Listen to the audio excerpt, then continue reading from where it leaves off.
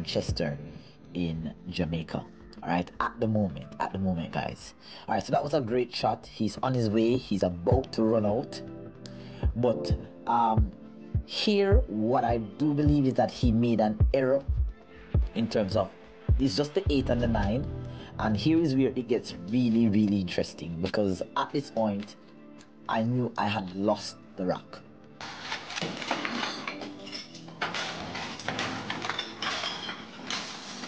But he fired the 8 ball in. The pocket rejected the ball because of the speed, and based on my knowledge and videos that I've watched, guys, I knew that he needed to play that ball with stun instead of draw. I have a very thin cut. On the 8 here, and majority of players would actually go for this cut. I have a system for 4 real bank shots. I saw an opportunity for me to pull off another great opportunity, and I did not turn it down. Boy, here it comes. Almost there. Would you look at the shot that I have executed here on the table? 4 reels around the table. That was a magnificent shot.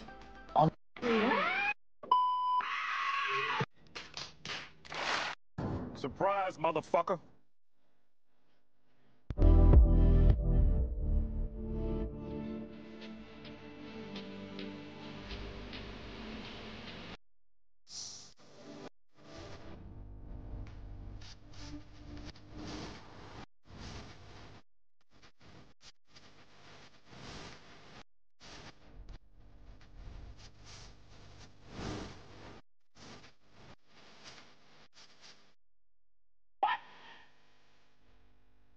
God, please, no! No!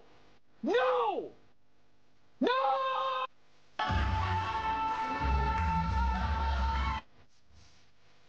Previous matches, so of course a little nerve, maybe a little apprehension, maybe a little bit of anxiety, maybe, you know, being a little bit anxious to take that 2-0 lead would have contributed to that horrible miss that you just saw. Alright, now the remaining part of this rack, guys, is just where we're just going to be getting a bit close. As you can see here, he's aligning at the 10. Alright, and he's just gonna do this much. I perhaps thought that if it was a really serious tournament, I may have gone for the cup. I felt like this 4 real bank shot was in my repertoire of skills. I'll leave a link in the description in how you can see if you can make this a little bit better. 3-3 track line, ensure that you're aiming towards the diamond and not to the real groove in front of the diamond. So let's see if we can get this one perfect here. 4 real bank on the 3. Let's go.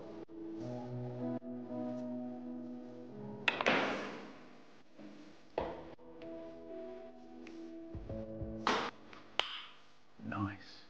The feeling that you're going to experience once you've executed this shot in front of friends and families, fans, or you're just having fun with friends, or you're even playing a major tournament, if you have an eye or a feel for this type of exhibition shot, it's going to be one of the most exhilarating feelings that you're going to experience in your whole entire pool career. Hey guys, what's up everyone? Welcome or welcome back again to another video tutorial from the Apex Predator Billiards Training Club. My name is Apex Selenio, your aspiring professional pool player and pool instructor straight out of the small island of Jamaica. Now, of course, in today's video tutorial, we're going to be extending our knowledge that we had discussed in our previous elaborate video on the 4-rail bank system. We're going to be looking at the limitation, the threshold, and the breakdown of the system. Where does it work and where does it not work on the table? So we're going to be looking at when the object ball is a little bit far from the rail, and also when the cue ball and object ball are not in the exact track line. So of course, if this is the first time here on the channel, do not forget to hit the subscribe for button more below, turn on the exciting post and notification bell, exclusive content. leave some positive questions and comments down below, and do not forget to share this out to your pool community. So let's dive on right in. Now, the very first shot here that you see on screen is that I'm on the 2-2 track line, and the object ball is almost maybe about 3-4 balls away from the rail. And so we're going to be looking at some success and some failures of this system, and we're going to be giving some logical justification as to why we may have missed, or why or what adjustment is needed to get consistent result. Now for the first shot here, you can see that it was an unsuccessful attempt, and as I said in the previous video, there are several factors that may contribute to why you may miss this shot.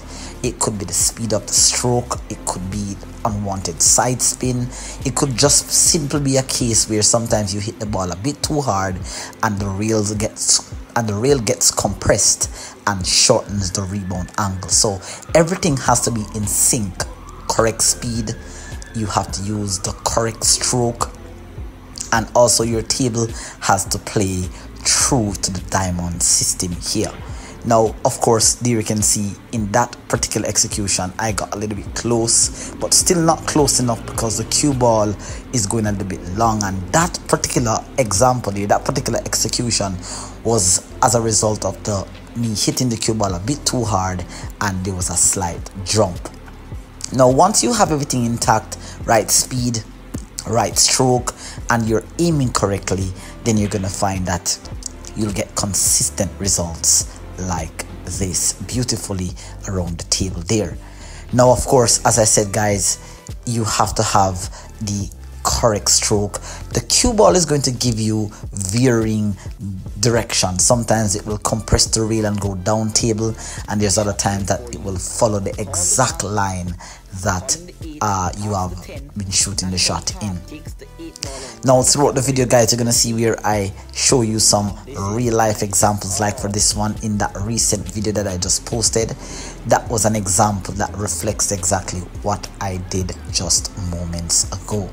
So guys, you have to remember how this system works. Once you're aiming inside of the 5-5 track line, you're going to be aiming towards the diamond as opposed to aiming towards the rail groove in front of the diamond.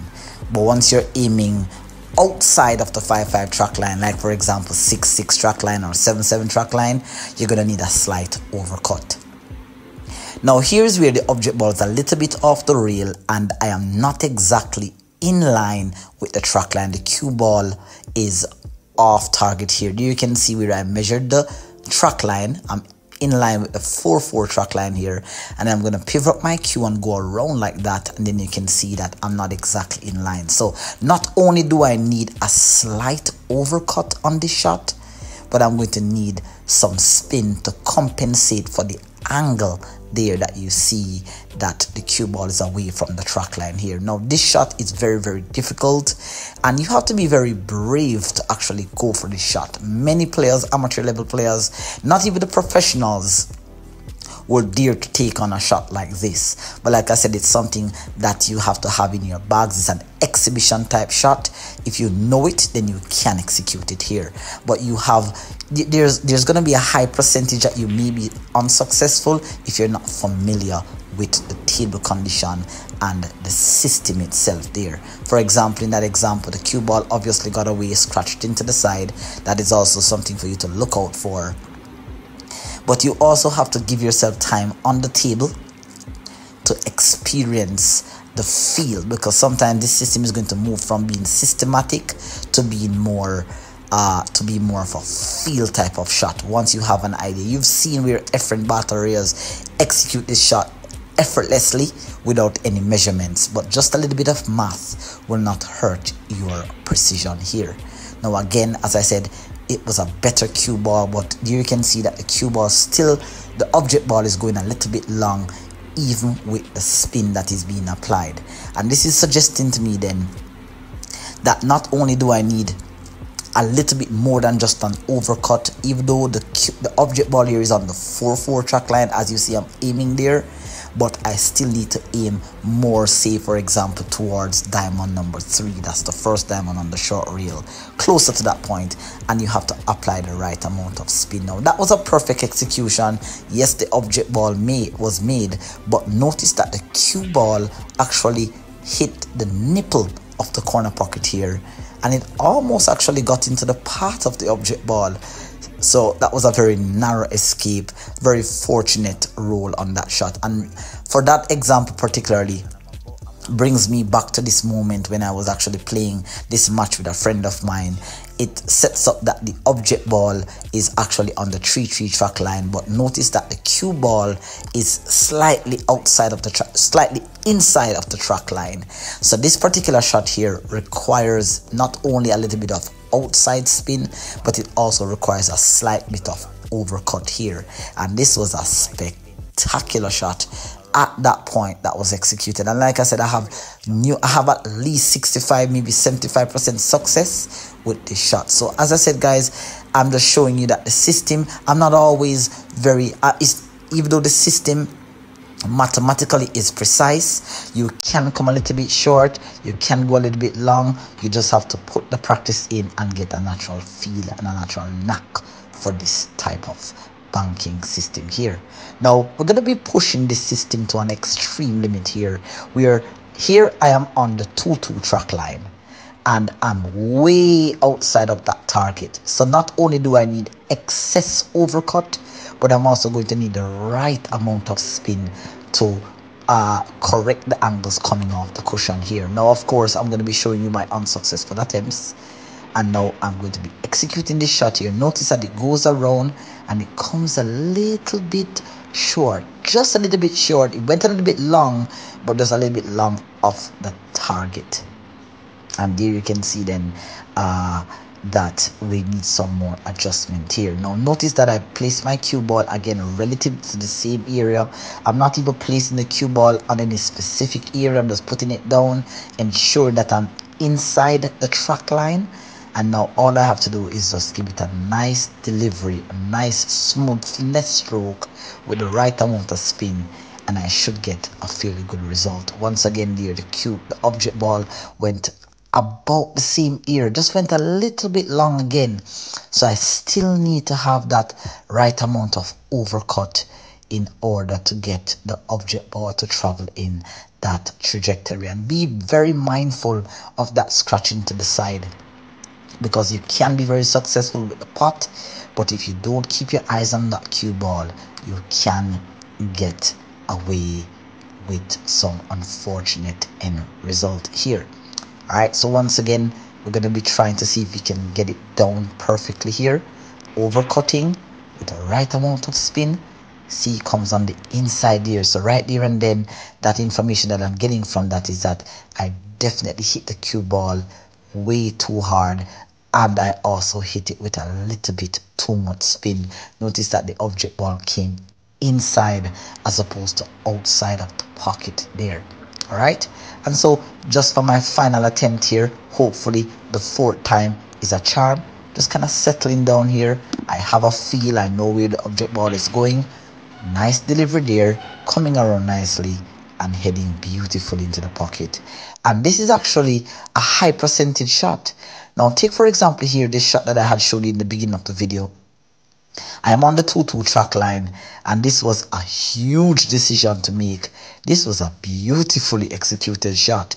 This was about 3, maybe 4 years ago. The whole entire place erupted. Shane had missed an unfortunate pot there on that 8 ball for the win, and he left me with a tough decision, and I pulled out the rabbit out of the hat on that shot there. Alright, so as I said, guys, I'm showing you intermittent examples, real life decisions that I have had to make when it comes to the shot. This is truly a powerful exhibition shot that you need to have in your arsenal, but you also need to know the breakdown for this shot. Where is the threshold? Now this shot is extremely difficult, and this is actually a low percentage decision, because for you to decide to go for a 4-bank, you must know exactly how the table is playing. That was perhaps the worst execution that I've had. I almost turned that shot into a 3-rail bank into the side, but like I said, guys, you just have to have a knack, a feel for this type of system, and you have to be confident, and you also have to be trusting in your stroke here. And there you can see I got it around, willing that object ball to go around. It got so close, but it still was not close enough because it didn't have the right amount of spin. So for this example now, all I'm going to do here is just give it a slight little overcut, maybe about 4.7, and just use a bit of low right, maybe about a tip, coming around nicely and dropping into the pocket like that. Definitely feeling good, guys. I would love for you to experience the feeling that I have gotten several times over for this system here. And once you have done that, I would love for you guys to let me know what is your success rate for this particular shot here. And so, of course, as we are coming to the end of the video, there's not a better way to end this video than, of course, with the traditional 4-rail setup here for this bank. Alright, so if you guys have enjoyed the last 3 uploads, please be sure to check out the last 2 uploads, the 2-rail bank system that I had invented, of course the part 1 of this video, and of course the part 2 of this video. This particular video just kind of shows you that the success of this shot, it heavily depends on several variables, but it's a fitting way to bring this video to the end. If you guys have enjoyed the tips and advice that I've given you on this system, please be sure to hit the like button, subscribe, and share this out.